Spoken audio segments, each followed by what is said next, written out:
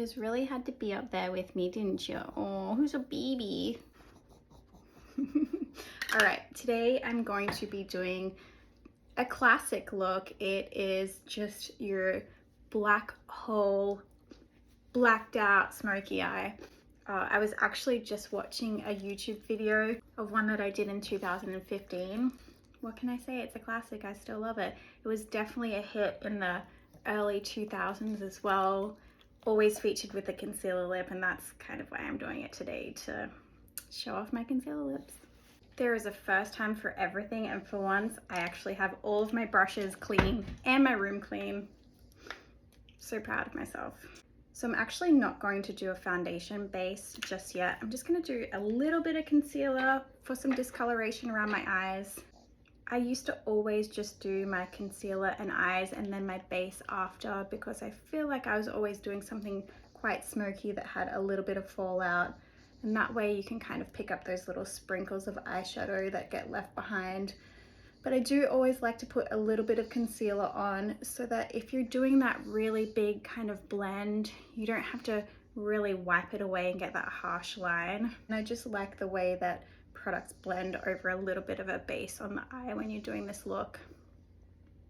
But in general, any dark eye look, it's good to start off with concealer and no base, do the eye and then do the base. So the way that I've always done this eye makeup look since I was a baby makeup artist back in the day, in I think 2005 I started my makeup career, is I would just scribble a black eyeliner all over the eye and then grab a nice flat shading brush. This is just a whatever flat shading synthetic brush, and I'm just going to start blending that harsh line. You can see that I'm blending kind of downwards. I'm placing the brush above that line and blending down into the black.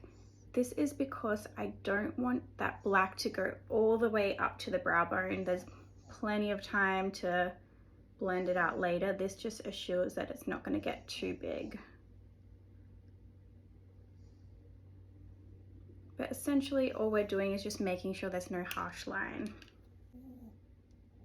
Just a scribble over the lid and then a blend. Oh, this pencil needs sharpening. Don't you love that? That feeling of just wood on your eyelid.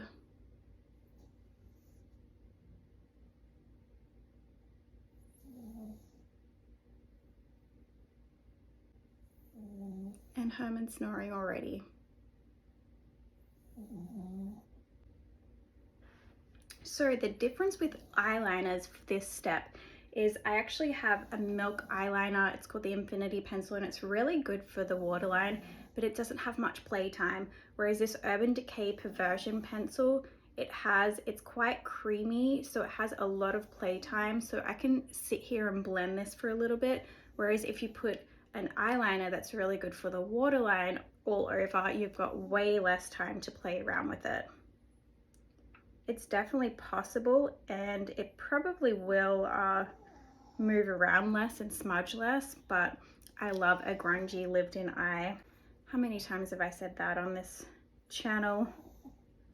So I'm just going to do basically the same thing underneath the eye, just a little bit of a line, and I'm just smudging that in.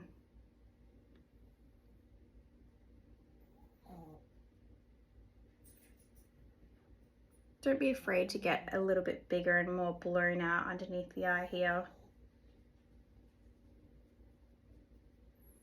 I'm just going to make sure that this little area is blended out seamlessly. I do like to take my smoky eyes out in a little bit of a wing, but it's also definitely a look to have more of that circular look as well. You can see that that eyeliner, because it is creamy and smudgy, it's already kind of getting that lived-in look in the crease there. I love that. It's not for everyone, but once we pop some matte black eyeshadow over the top of it, that will be gone.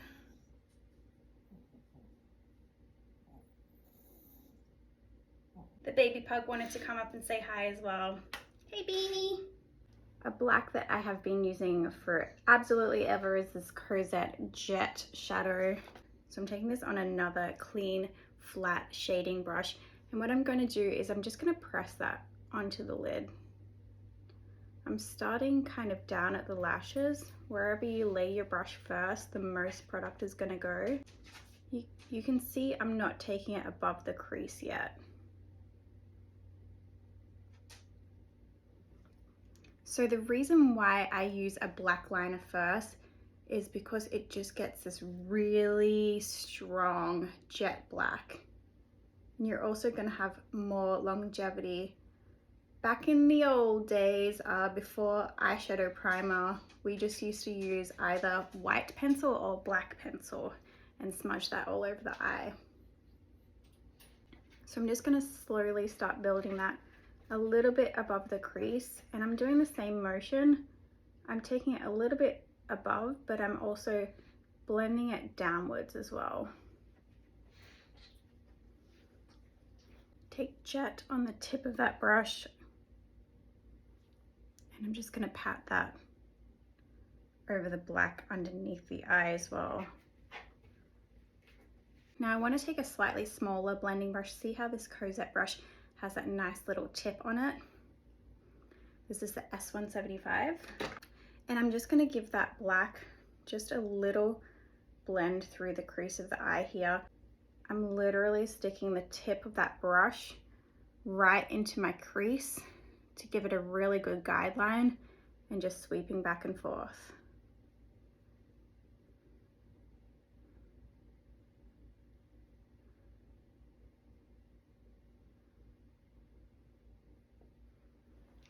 Then it starts to get a little bit of that blend out.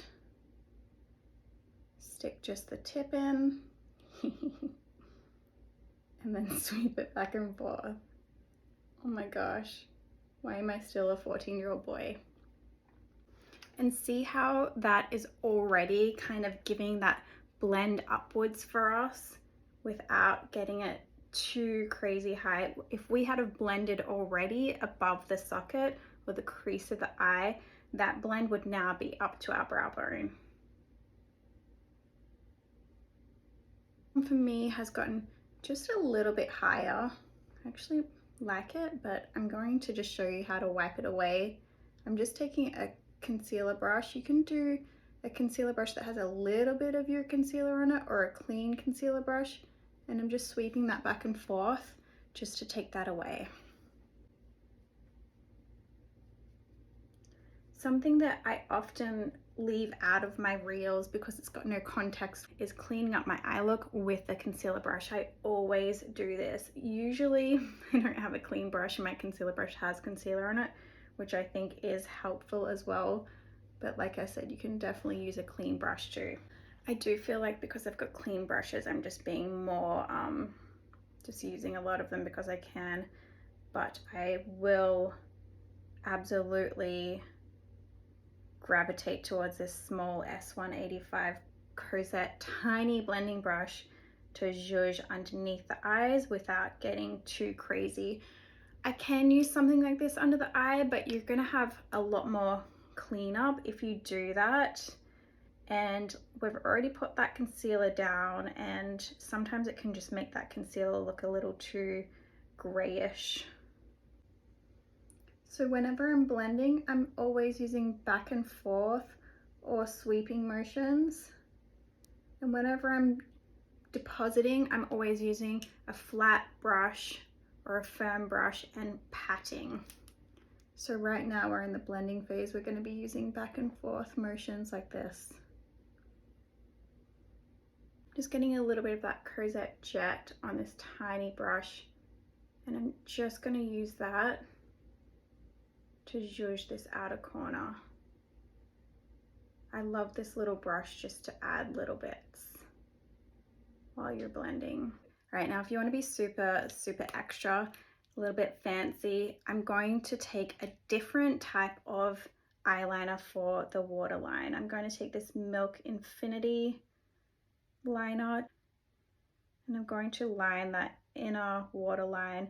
You don't have to do this part if you don't want. See how much more closed it makes your eye look when you line the waterline, as opposed to just leaving it nude or maybe putting a nude liner in there.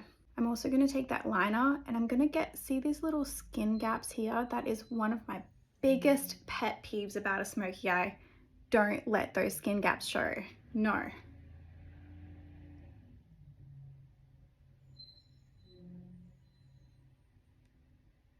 So I'm just kind of tracing that along the lash line, and I'm almost trying to get it into the lashes as well. Just really give it a good scribble. There we go, all gone. I know it's some other people's pet peeves to not do the upper inner waterline. It's not really something that's ever bothered me, but I'm just gonna do it just so some people don't get their knickers in a knot. Both of these brands, Milk and Cozzette, that I've used so far, are fully vegan brands. Again, see how that eye is getting really grungy and lived in? If you didn't want that look, you could use the Milk Infinite pencil instead of the soft Perversion pencil, but I love it. I remember being at a MAC update and seeing a Fashion Week outtake, and the makeup artist was describing this really lived in grungy look. It said something like, you look like you've just left the party, but really you're going to the party, meaning makeup that already looked lived in. All right, I curled my lashes and I'm using an OG favorite. This is Better Than Sex Too Faced mascara. One that I always go back to. What was I using back in 2015? Oh, I was using the Urban Decay Perversion mascara. I think I still loved the Better Than Sex back then as well. Gosh, back in 2000. I don't even know. Oh, back in 2000 I was using the Benefit Bad Gal mascara and the Dior Show mascara. Obviously that's before I was cruelty free, because both of those companies test on animals. Boo! A little bit on the lower lashes as well. The thing that you can do with this eye is to blend it out. You can use a transition color here. I like this one here, Grace from Cozzette. I'm gonna get that on the same brush, and I'm just gonna use that grayish color just to blend along here. Make sure it's all really blended. See how it does add a little bit of a brownish tint to the eye. So if you want just that black hole look, just stick with blending out black and knowing that it will never be perfect, but perfect makeup is boring. You just love adding a little bit on this inner corner right here and just fluffing it along right there, underneath too.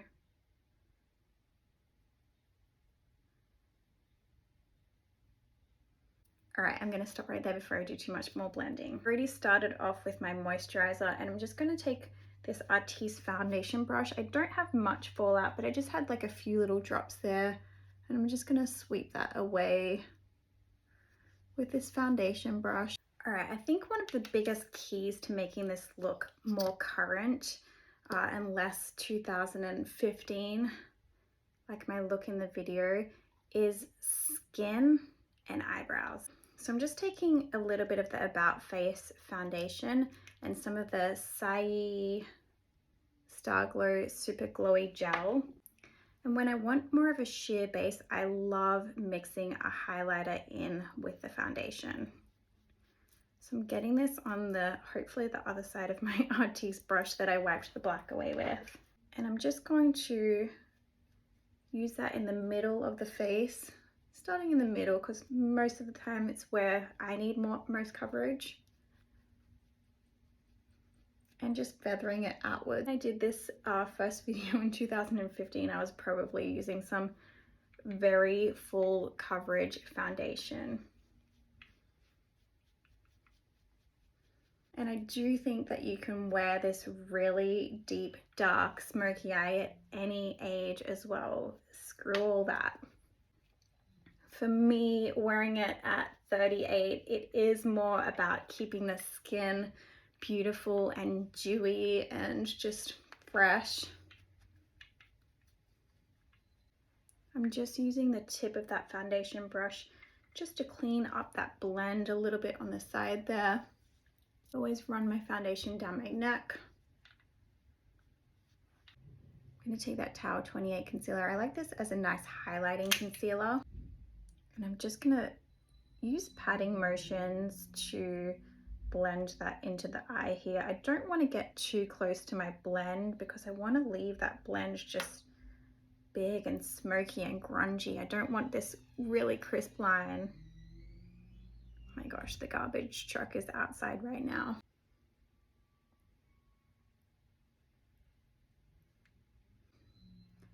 Whenever you get to the second eye or the second side of the face that you're doing, you're going to have more of that product on that brush. So I've just tapped a little bit of the concealer off onto my hand because I don't want to have more concealer on this side than on the other. And there was already enough in that brush. So sometimes I'll do 2 dots of concealer here and 1 dot on the other side, knowing that I'm going to have extra when I start that second side. Just blot that around the nose for those little reddish bits there. I'm just going to take a sweep of my M115 Cream Clay eyeshadow. This will be a kind of a cool rosy contour. I think that having a cream contour and just doing a cream contour is a little more current. Back in 2015, it definitely would have been maybe a cream and then a powder over the top of it. But because we've got such a nice sheer dewy foundation, a cream contour is very appropriate for this kind of skin base. I used to think that back in 2015 I didn't have a very heavy base on because I wasn't using Estee Lauder Double Wear, but looking back at those videos, oh my gosh. Cream highlight. This is the Mob Beauty M99 Highlight. I just basically never ever do a look without this. Not a look that I care about anyways. Now I love a dewy look, but obviously you kind of do need to set just the center of the face here. Having this super reflection on your forehead and right in the middle where your cheeks are, or even your sweaty mustache and your chin. I love this Mob powder because it's a little bit blurring, but you can apply a lot of it and it never looks too matte or flat. Another thing that I will not be doing that I did in my 2015 video is a really filled in eyebrow. I actually had bleached brows then, which such a hot look with a smoky eye. But you know, back in that era, we did love a little dip brow moment. I'm just taking this Baebrow brow wax, which I love, and I'm just going to sweep my brows upwards. I don't think I'm going to put anything in them at all, because the eye look is so strong. I think that just leaving the brows naked is a good idea. If you do have a few little sparse patches, like my little one right here and here, I would just get a little brow pen and just do a few flicks to mimic little hair strokes. The lip that unifies all generations. So we're talking your very late 90s, early Y2K concealer lip. We're also talking about a nudie lip in the mid 2015s, and we're bringing it back, concealer lips, babes. So this is the lipstick, but because I just made it at the Mob Lab, they pour it into a little pan so that I can try it out. Buff a little bit of that foundation over just to kill any more color we have in the lips.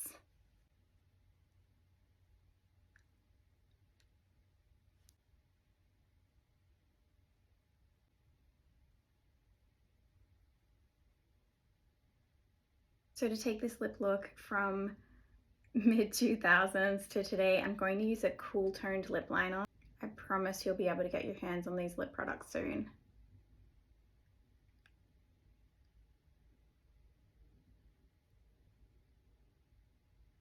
So you can either put your lipstick all on first or your lip liner on first. If you do your lip liner after, it will be a little softer and it will just blend into the color.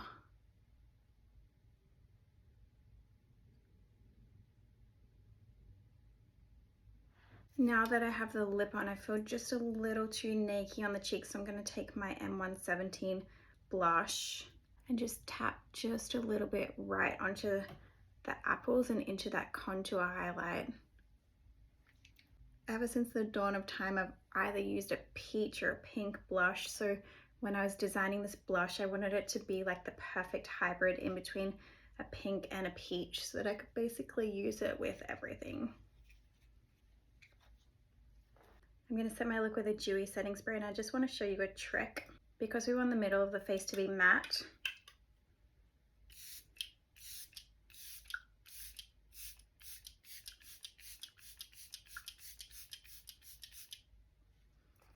holding my hand in that section that we added the translucent powder will make sure that that doesn't get too dewy as well. And then just the high points of the face stay dewy.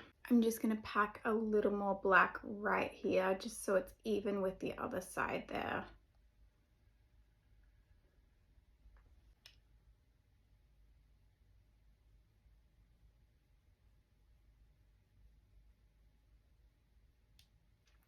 There you go, there is my grungy, messy, black hole, smoky eye reimagined for 2024. If you're making it this far, as you know, I love doing these kind of teaching tutorials, and I've bitched so many times about short form content these days. If you made it this far, leave me a space emoji so I know you're here for the whole black hole, smoky eye tutorial. And if you leave me a space emoji, thank you so much. I appreciate everyone that actually watches all the way through, and yeah, thank you.